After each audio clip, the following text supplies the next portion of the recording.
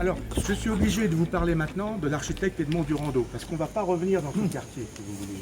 Et ici, il y a une villa intéressante que je voudrais bien vous montrer. Alors, l'architecte Edmond Durando a reçu une double formation. Il avait reçu une formation aux Beaux-Arts de Bordeaux, dans une classe de modelage, de sculpture, où il étudiait les antiques grecques, l'antiquité grecque et romaine. Bon, il avait donc cette formation.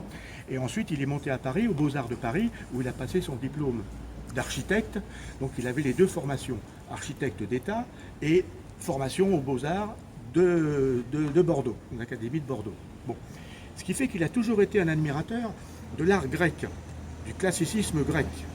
On va le voir dans sa maison personnelle.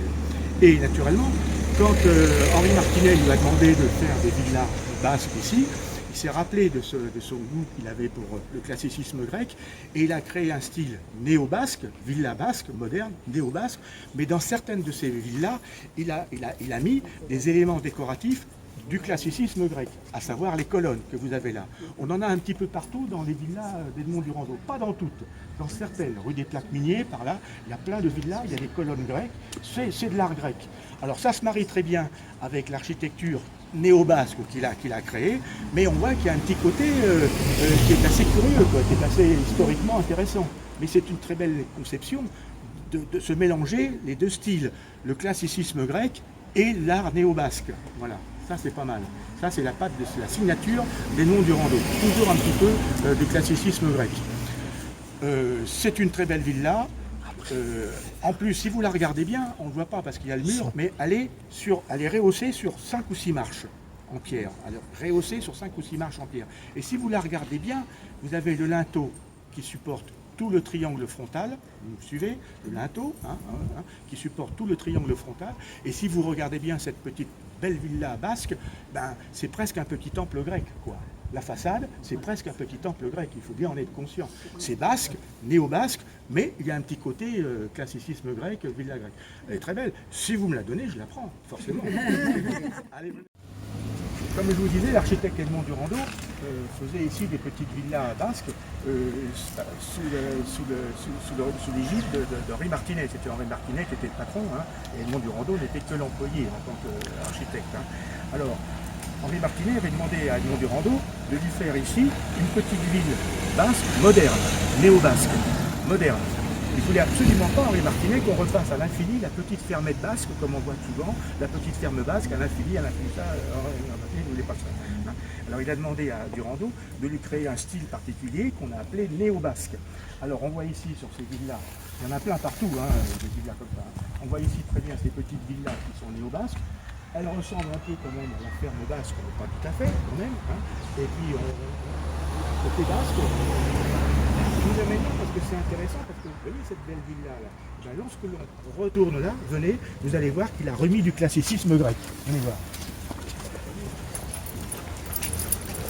Vous voyez ici, il a remis sur la même villa, il a remis du classicisme grec, des colonnes grecques que vous avez là, la même chose que je vous dis là-bas. Et dans certaines villas, dans la rue des Plaques Miniers, qui est pas loin de chez vous, avec ceci, des colonnes grecques.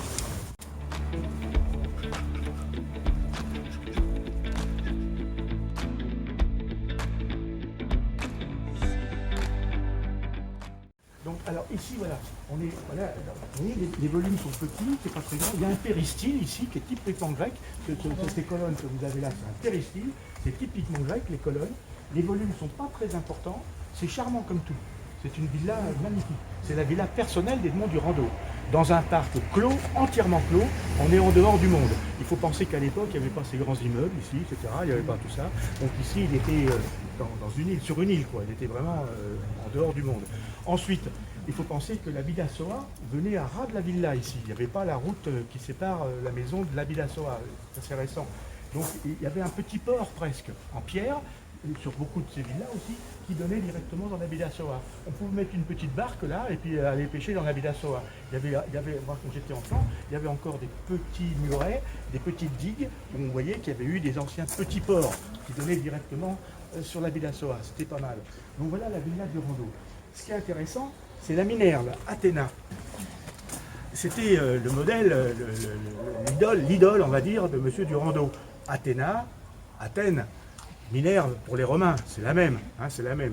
Alors venez, on va aller voir cette belle Minerve. Venez. Alors la Minerve, ou Athéna, Minerve, Athéna, Athènes, Athènes. Hein. Alors il y a une vraie légende là-dessus. Hein.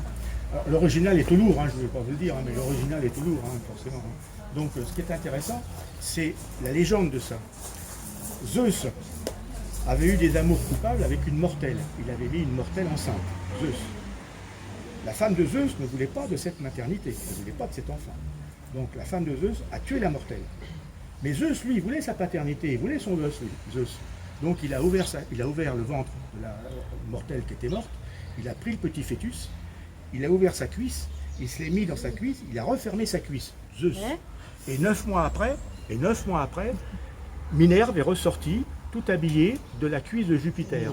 Donc quand on a une femme un peu prétentieuse, un peu orgueilleuse, on dit « Ah, c'est quoi sorti de la cuisse à Jupiter, celle-là ?» Eh bien, ça vient de là. Ça vient d'une espèce de paternité d'un demi-dieu de Zeus. « Ah, elle se croit sortie de la cuisse à Jupiter. » Oui, mais celle qui est sortie de la cuisse à Jupiter, c'est Minerve. Voilà, il faut le savoir. C'est une petite légende, etc. Vous voyez ces petits, vous voyez ici, là, ce petit carré, là, c'est sa cuisine. Vous voyez, c'est petit, c'est charmant. Ça, c'est la cuisine. Là-haut, il y a son salon tout en longueur, les chambres en haut, mais c'est des petits volumes, c'est magnifique. Regardez bien toute l'architecture, vous remarquerez aussi qu'il n'y a pas de gouttière, il n'a jamais voulu qu'il y ait des gouttières. Dans un pays où il pleut 250 jours par an, il fallait être courageux, je vous le dis. Donc il n'a pas voulu qu'il y ait de gouttière parce qu'il trouvait que ça abîmait le style, quoi. Voilà. Mais regardez bien parce que c'est quand même joli partout, c'est beau partout. Voilà. Surtout le péristyle, qui est typiquement grec. Le péristyle, ça c'est typiquement grec. Voilà.